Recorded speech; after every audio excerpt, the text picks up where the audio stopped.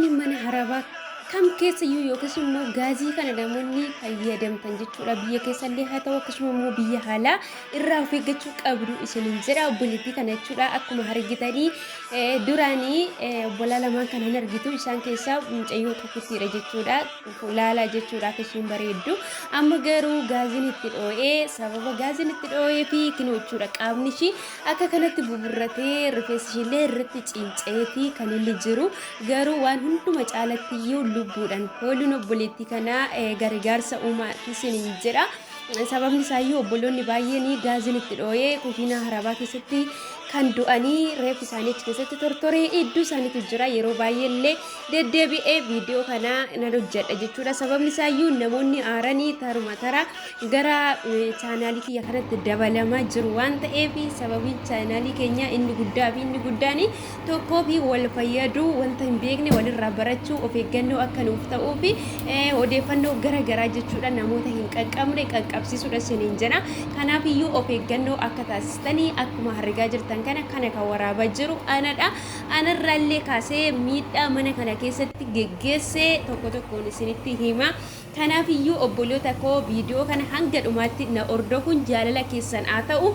Yoo isinitti tole immoo viidiyoo koo share like gochuudhaan namoota birootin illee akka geessan abdiin qaba isiniin jedha. Obboloota koo wanta gubataa suura isaa asirratti viidiyoo hojjechaa jiru kana akkuma argitan jechuudha. Ta'iisa sababa gaaziitiin mana keenya keessatti ta'edha jechuudha. Ani yeroo baay'ee galgala yeroo hedduu jechuudha kophaa kooti jechuudha mana keessa kanan bulu maatiin koo namichi hojii deemaa niitiin illee akkasuma yeroo jettee mana obboleettii bira jechuudha kan ishiin deemte to'i ishii wajjin bultu jechuudha. Kanaaf ana durree tokko jira ishii faana manuma keessa bula jechuudha harka caalaayi. Maasiniin jechuuti barbaade yoo jettanii obboloota koo jaallatamoo jechuudha. Waaqayyo iddoon itti nama eegus jira, iddoon nuti itti of eeggannus jira. Haa ta'uyyuu malee nuti gargaarsa keenyan hanga har'aatti of hin eegne gargaarsa keenya yoo of eeguu dhaabanne illee iddoo namni itti of eegutti of eeggachuu qabna. Kanaaf of eeggannoo taasisaa isiniin jedha obboloota koo. Maaltu mudate mana keenya keessatti akkas akkuma isiniin jedhu amma argaa jirtu jechuudha. Iddoon kun iddoo gubataan kun maalidha yoo jettan iddoo ifiroonii yookiis immoo akka heeletti kan isaan itti fayyadaman gaaziidhaan kan hojjetu jechuudha. Akkuma argaa jirtan jalaan tuubboo isaa hin argitu kuni gaazitti dhaqee gaazirraa jechuudha kan inni dhaqee itti sakkahamee jiru jechuudha. Iddoo ifiroonii yookiis immoo nyaata itti keessatti bilcheeffamu akka heeletti jechuudha.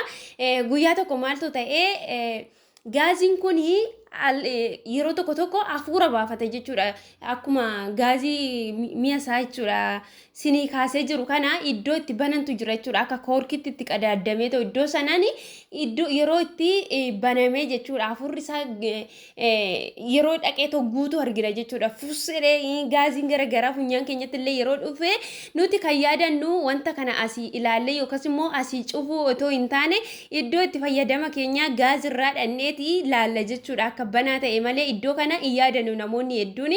Garuuti kun balaa guddaa qaba jechuudha. Gaaziin yeroo asirraa yaa'u zim jedhee yeroo qilleensi itti galu jechuudha. Dhagnee yeroo jechuudha ifiroonii qabsiifnu akkasuma immoo iddoo nyaata itti hojjennu gaazii garaagaraa yeroo dhagnee too'ii itti qabsiifnu maal godhaa duubatti deebi'eeti hin dho'a jechuudha. Abidda gizee dhandhee itti qabsiifnu sana booddee manni hin gubataa nutillee lubbuun keenya illee golli nuti jiraannu namoonni hedduun illee gubachuu danda'u jechuudha. Akkasuma immoo halkan jechuudha yeroo raftan jechuudha. Tariitoo akka sana gootanii beekuu dhiisuu dandeessu jechuudha. Kana dura mudannoo suni isin mudachuutii dhiisuu danda'an illee hin cufu jechuudha. Yeroo baay'ee garuu ministeeriin kiyyaa gaazii cufinaan jedha jechuudha yeroo raftu. Ani garuu hin yaadadhu jechuudha. Yeroo baay'ee silkii kana fa'aa goroggorutti wantoota hedduu daganna jechuudha.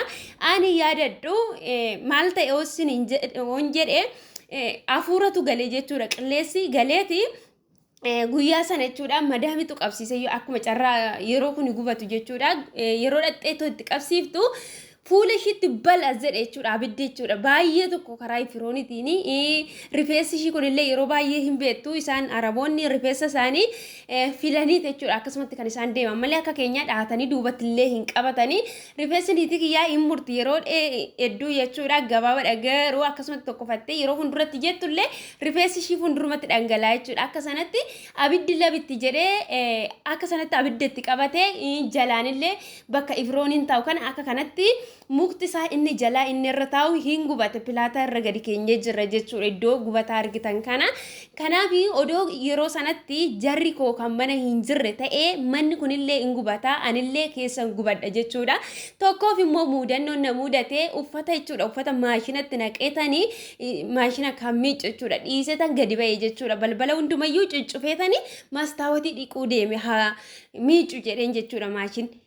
Sana booda maaltu ta'ee ibsaatu kontaakti ta'ee ibsaan hin qabate jechuudha ibsaan isaanii walii keessa deema of eeggannoodhaan ogeessi yoo hojjete iyyuu yeroo tokko kontaaktii uumuutii danda'a ibsaan tokko immoo ofiidhuma isaatiin iyyuu duubatti deebisellee kan of cufu jira jechuudha guyyaa sana garuu wanta akkasii of hin cufne jechuudha manni muluun dhaqee to'ii aara ta'ee namni ol seenuutii hin danda'u niitiin akkatti baatee dhufte beeku bakka hojii ishiitii baatee dhufte ibsaa sana akka sanatti dhaabsite malee anillee keessa gubadheen oolee jechuudha guyyaa sana. Kanaaf jechuudha wanta hojjennu kam keessattillee yeroo jechuudha keessuma nyaata hojjettan namoonni nyaata hojjettan bilbila fayyadamuu irratti kushiinaa keessatti jechuudha oduu hojii garaagaraa hojjettanii of eeggannoo guddaa godhaa sababni isaayyuu gaazii irra keessanii miseejii namaa tarii maatisanii bilbiluu danda'a yookiin immoo warri jaalallee qabdan abbaa manaa ijoollee warri qabdani bilbila keessan kaasuu yookas immoo miseejii deebisuu yeroo dhaxxani zayitiitti yeroo baay'ee nyaanni isaanii hojjetama waan ta'eef zayitii abidda irrattillee dagachuu dandeessu zayitiin immoo hin bobaa jechuudha gaafa sana. Wanti singootanii yoo kana jechuudha bishaan fuutanii bakka mi'a dhiqxanitti illee gadi naquu dandeessu jechuudha yeroo sanatti in ariifattu waan ta'eef immoo yeroo sanatti lubbuu keessan baraaruu waan ta'eef bakka bishaan mi'atti dhiqxanitti gaafa gadi naqxanii tuubboo jechuudha qoshashaa fuudhee deemu san isallee gubuutii danda'a akkasuma immoo fuula keessanitti illee zayitiin boba'u suni ganaffalamuu yookiis immoo faca'uutii isin balleessuu isin gugubuu danda'a waan ta'eef silkii keessan irratti illee yeroo fayyadamtani of eeggannoo taasisaa isiniin jedha obboloota koo akkasuma immoo akkuma argaa jirtan kana boonboonii gaazii kana galgala yeroo raftanii yeroo ittiin hojjenne yeroo kamiyyuu cufaayii akkasuma immoo banaato jechuudha yeroo hojjechuudha kaatanillee cheekii taasisaa fooliin garagaraa fooliin gaazii yeroo isinitti dhufee iddoo itti hojjetamu sana duwwaa otoo hin taane ka'umsa isaa boonboonii gaazii kanarra jechuudha dhaqaatoo laaladha isiniin jedha. Kanaaf iyyuu of eeggannoodhaaf fayyadamaadha qaamni keessan isin badeera taanan jechuudha fuulli keessan kun dhaqee gaafa bifa isaa jijjiirratee ofitti amanamummaan keessan inirrata jechuudha yeroo fuulli keenya nu guggubatee nu jijjiirramu miti hin beektu jechuudha shamarranii gaafa fuula keenyatti finnisni garagaraa wantoonni garagaraa qibaatirraan haala qilleessa jijjiirramu irratti fuulli keenya dhaqee waan ta'e yeroo godhatee xiqqoo ofitti saalfannallee ni amanamummaan keenya guutuu miti jechuudha.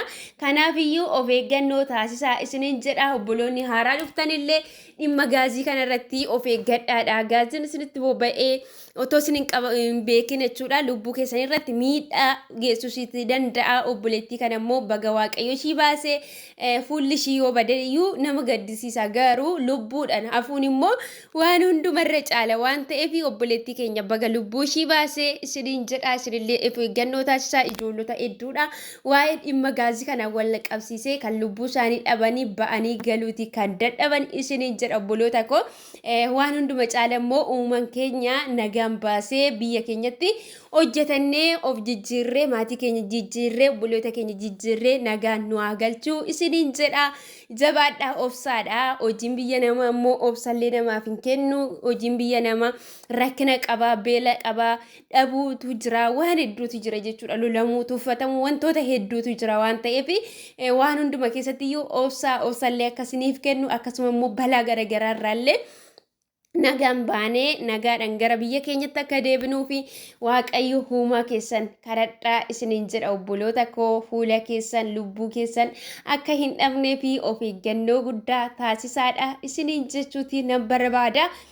Yaada koo keessatti immoo dogoggorri yoo jiraate na of galcha jecha jalqabaa kaastanii hanga hammaatti kan na hordofaa na jajjabeessaa laayikii subscribe na gochaa share na gochaa kan turtan kallattii garagaraatiin jechuudha jabaadhoo jedhu naan jechaa kan turtanii guddaa galatoomadha isiniin jedha hammallee yaadni keessan deeggarsi keessan ana biraatii hin dhabamini isiniin jedha viidiyoo kana immoo namoota bira qaqqabsiisaa keessumaa ijoollota akkuma keenya jechuudha hojjetachuudhaaf biyyarra gara biyya arabootatti dhufaa jiranii jechuudha birangaa of eeggannoo haa taasisanii boru jechuudha yoo miidhamni obboloota keenya nu aarsuu nu boochisuu nu gaddisiisuuti in oolu waan ta'eef arrammoo otoo fayyaa qabnu otoo jechuudha wanti balaan garaagaraa kun nurra hin ga'ini of eeggachuun baay'ee nama barbaachisa isiniin jedha obboloota koo kanaaf of eeggannoo taasisaa jireenya keessan keessatti wantoota mana keessatti itti fayyadamtan wantoota miidhaa qaban hunduma isaayyuu ilaaladha yeroo ammaa kanatti bilbilli tolee